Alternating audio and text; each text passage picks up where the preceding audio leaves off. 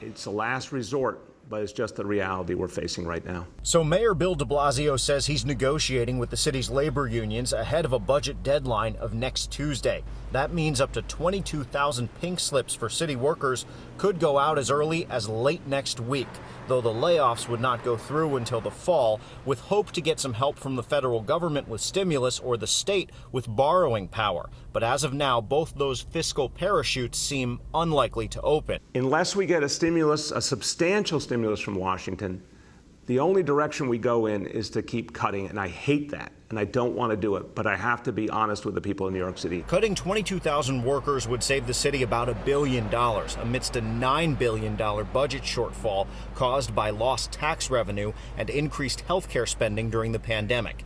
If the cuts do go through, it would mean 1 out of every 15 of the city's 326,000 employees would be fired, a reduction we haven't seen since the city's great fiscal crisis in the 1970s. The laid-off workers would join the ranks of 47.2 million who've already claimed unemployment at one point or another during the pandemic, 4.5 million in the tri-state alone.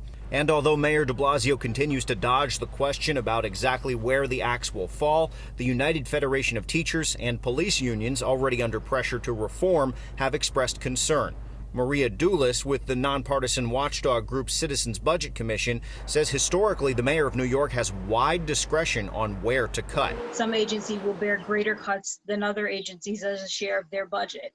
So it's all about how you set the political priorities, and so the layoffs would occur in the same way.